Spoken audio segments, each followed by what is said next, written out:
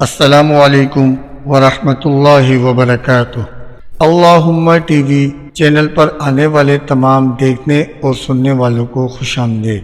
حدیث شریف میں ارشاد ہوتا ہے، جو ایک مرتبہ درود پڑھے گا تو اللہ سبحانہ اس پر 10 مرتبہ رحمت بھیجے گا اور اس کے 10 گناہ معاف ہوں گے۔ اعوذ باللہ من الشیطان الرجیم، بسم اللہ الرحمن الرحیم۔ اللہم صل علی محمد وعلی آل محمد كما صليت على إبراهيم وعلى آل إبراهيم إنك حميد مجيد۔ اللهم بارك على محمد وعلى آل محمد كما باركت على إبراهيم وعلى آل إبراهيم إنك حميد مجيد۔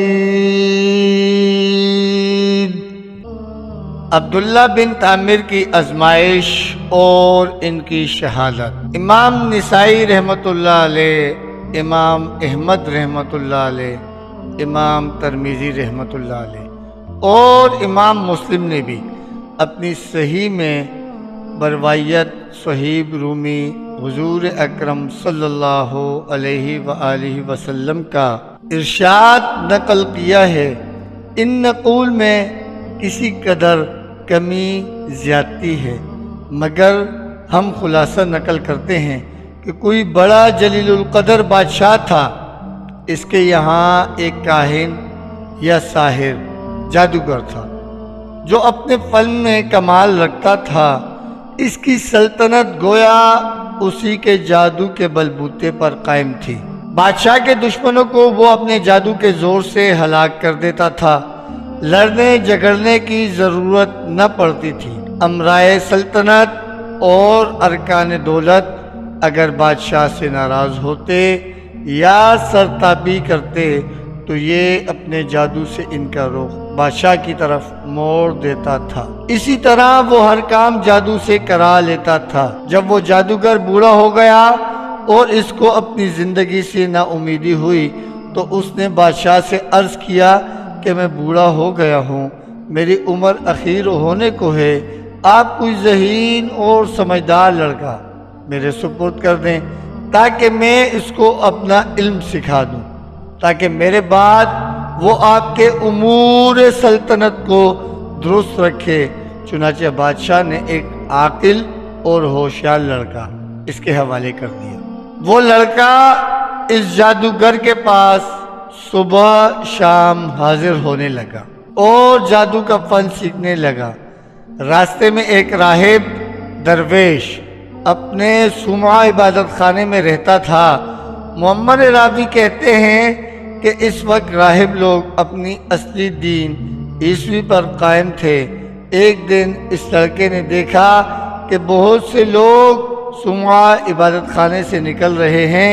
اس لڑکے نے معلوم کیا کہ یہاں کون رہتا ہے۔ لوگوں نے بتایا کہ یہاں ایک راہب عابد رہتا ہے۔ یہ سن کر وہ لڑکا بھی اس راہب کے پاس پہنچا اور اس کی باتیں سنی۔ راہب کی باتوں سے اس کا قلب متاثر ہوا۔ راہب نے اس لڑکے کو دین حق اور توحید کی تعلیم دینی شروع کی تو وہ لڑکا ایمان لے آیا۔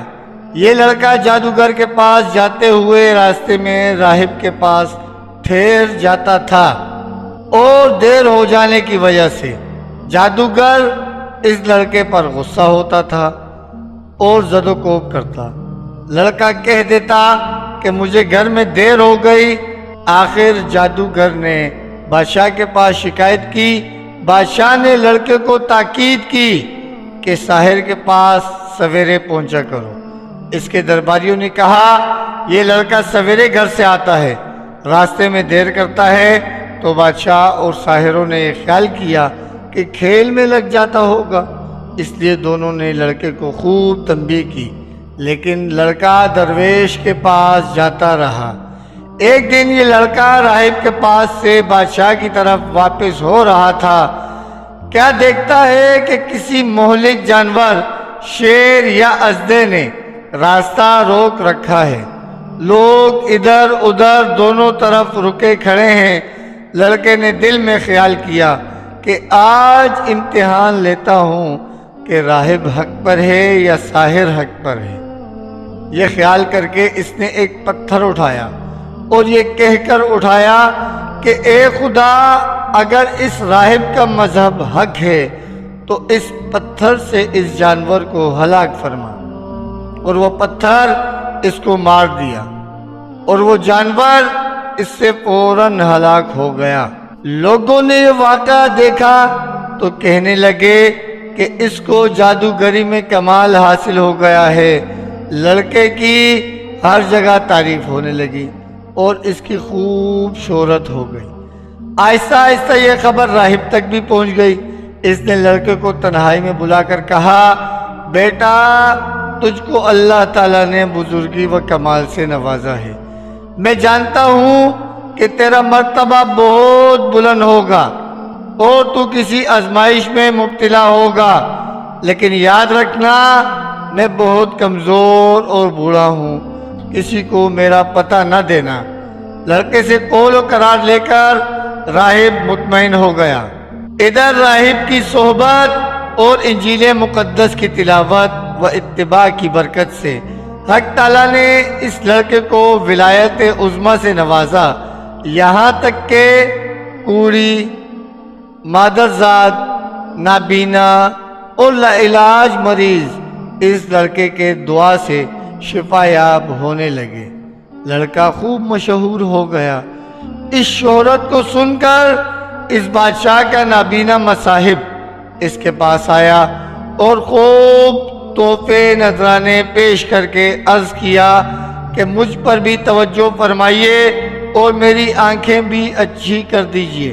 لڑکے نے کہا کہ مجھے کوئی نذرانہ ہدیہ درکار نہیں اور شفا میرے ہاتھ میں نہیں ہے، اللہ تعالیٰ شفا دینے والا ہے۔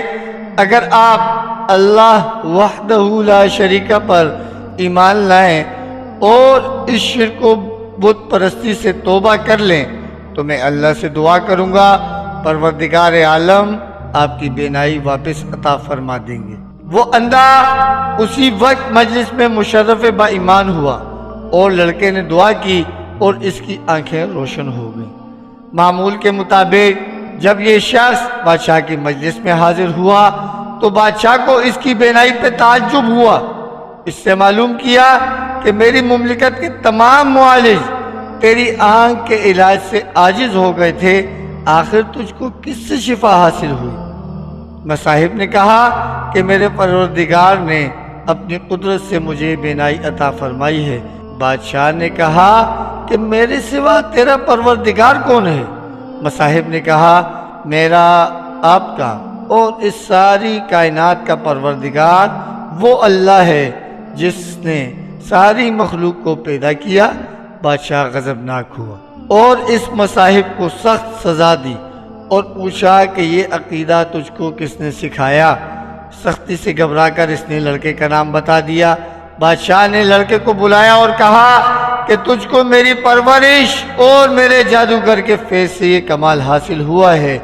لڑکے نے کہا کہ میرے اور آپ کے اور جادوگر کے ہاتھ میں شفا نہیں ہے، یہ اللہ کی قدرت پر موقوف ہے۔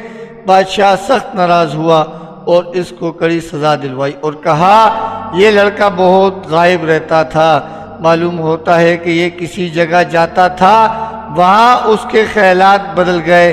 جادوگر نے بھی دربار میں حاضر ہو کر عرض کیا کہ یہ لڑکا مدت سے غائب ہے، میرے پاس نہیں آتا۔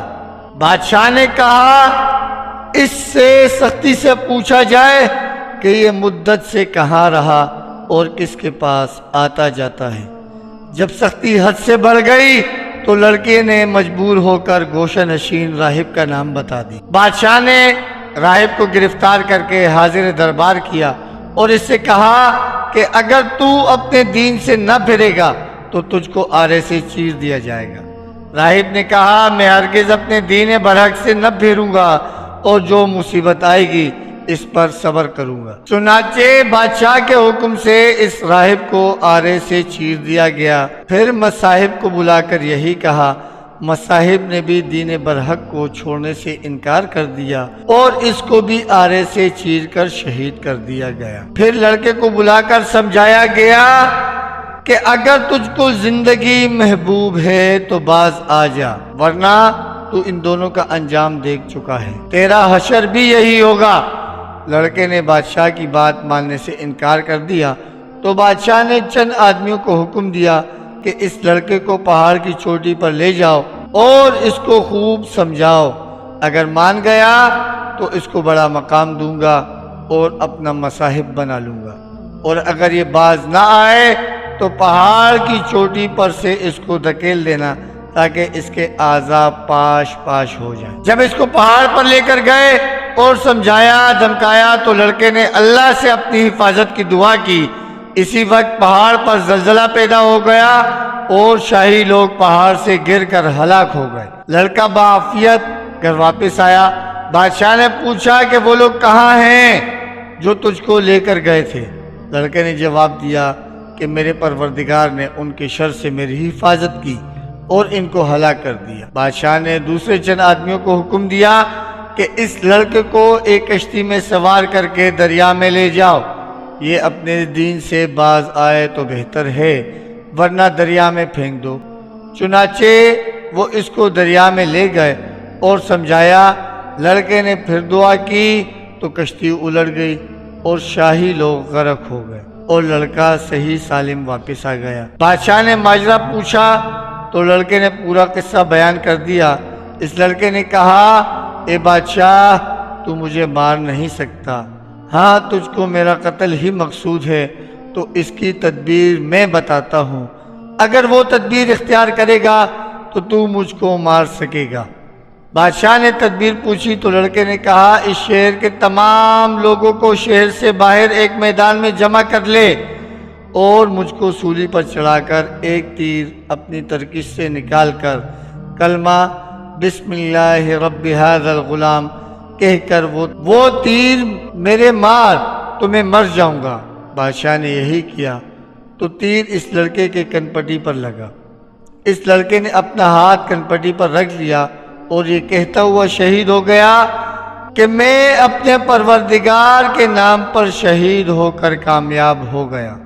اور اس واقعے کو دیکھنے پر تمام لوگوں نے بآواز بلند کہا آمنا برب ھذا الغلام، آمنا برب ھذا الغلام۔ یہ سن کر بادشاہ کے درباریوں نے کہا آپ نے ان تینوں کو ہلاک کر دیا ہے جو آپ کے مذہب کے خلاف تھے، مگر اب تو سبھی لوگ آپ کے خلاف ہو گئے۔ یہ بات سن کر بادشاہ نہایت غضبناک ہوا اور شرمندگی سے چلا اٹھا اور خندقیں کھدوا کر اس میں آگ دہکانے کا حکم دے دیا۔ چنانچہ خندق میں آگ دہکائی گئی۔ اس کے کنارے پر اعیان سلطنت کرسیاں بچھا کر بیٹھ گئے اور سب کو حاضر ہونے کا حکم دیا اور کارندوں سے کہا کہ سب سے معلوم کرو جو اپنے دین سے نہ پھرے اس کو آگ میں ڈال دو۔ چنانچہ شاہی فرمان کے مطابق ایمان والوں کو آگ میں ڈالنا شروع کیا گیا، یہاں تک کہ ایک ایسی عورت کو بھی لایا گیا جس کی گود میں بچہ تھا۔ عورت کو جب آگ میں ڈالنے لگے تو وہ ہچکچائی۔ بادشاہ نے کہا عورت کو رہنے دو، پہلے اس کے بچے کو آگ میں ڈال دو، شاید اس طرح وہ اپنے ایمان سے واپس ہو جائے۔ چنانچہ اس کے بچے کو آگ میں پھینک دیا گیا۔ بچے نے بلند آواز سے کہا اماں جی آپ صبر کریں اور بلا گھبراہٹ بسم اللہ پڑھ کر آگ میں کود پڑو، یہ آگ گل و گلزار بن جائے گی۔ عورت یہ سن کر بغیر کسی گھبراہٹ کے آگ میں کود گئی اور وہ آگ ایسی بھڑکی کہ اس نے بادشاہ اور اس کے مصاحبین جو کہ کرسیوں پر بیٹھے مظلوموں کو جلنے کا تماشا دیکھ رہے تھے سب کے سب کو جلا کر خاک کر دیا۔ حضرت ربیع بن انس رضی اللہ تعالیٰ عنہ فرماتے ہیں اللہ تعالیٰ نے ان مسلمانوں کے آگ میں گرنے سے پہلے ہی ان کی روح قبض کر لی تھی، اس طرح ان کو اس آگ کی تکلیف سے اللہ نے محفوظ رکھا۔ محمد بن اسحاق رحمۃ اللہ علیہ نے اس واقعے کو بہت تفصیل سے ذکر کیا ہے اور اس لڑکے کا نام عبداللہ بن تامر بتایا ہے، اور یہ بھی لکھا ہے کہ یہ واقعہ یمن کے شہر نجران میں پیش آیا تھا، اور اس حادثے میں اس ظالم بادشاہ زونواس نے تقریباً 20,000 آدمیوں کو آگ میں ڈال کر شہید کیا تھا۔ اس بارے میں دوسرے بھی اقوال ہیں۔ محمد اسحاق کی روایت بھی یہ ہے، یہ لڑکا عبداللہ بن تامر جس مقام میں مدفون تھا، حضرت عمر فاروق رضی اللہ تعالی عنہ کے زمانے خلافت میں اتفاق سے کسی ضرورت کی بنا پر وہ زمین کھودی گئی تو اس میں عبداللہ بن تامر کی لاش صحیح سالم اس طرح برآمد ہوئی کہ وہ بیٹھے ہوئے تھے اور اس کا ہاتھ اپنی کنپٹی پر رکھا ہوا تھا۔ کسی دیکھنے والے نے ان کا ہاتھ جگہ سے ہٹایا تو خون جاری ہو گیا، پھر وہ ہاتھ اسی جگہ پر رکھ دیا گیا تو خون بند ہو گیا۔ اس عبداللہ بن تامر کے ہاتھ میں ایک انگوٹھی تھی جس پر اللہ ربی کنندہ تھا۔ عامل یمن نے اس واقعے کی اطلاع فوراً حضرت عمر فاروق رضی اللہ تعالیٰ عنہ کو دی۔ حضرت فاروق اعظم نے جواب میں لکھا کہ ان کو ان کی سابقہ حالت پر انگوٹھی سمیت دفن کرو، چنانچہ ایسے ہی کیا گیا۔ اس واقعے سے ہمیں یہ سبق ملتا ہے کہ ایمان پر جب استقامت کے ساتھ انسان ڈٹ جائے تو یقیناً اللہ کی مدد آتی ہے، لہذا وقتی آزمائشوں سے نہیں گھبرانا چاہیے بلکہ ایمانی استقامت کا مظاہرہ کرنا چاہیے، چاہے اس کے لیے جان ہی کیوں نہ دینی پڑے۔ اللہ تعالیٰ اس واقعے سے سبق حاصل کر کے ایمان پر استقامت سے قائم رہنے کی توفیق عطا فرمائے اور حضور اکرم صلی اللہ علیہ وآلہ وسلم کے بتائے ہوئے طریقوں پر چلنے اور اس کو اپنانے کی توفیق عطا فرمائے۔ آمین یا رب العالمین۔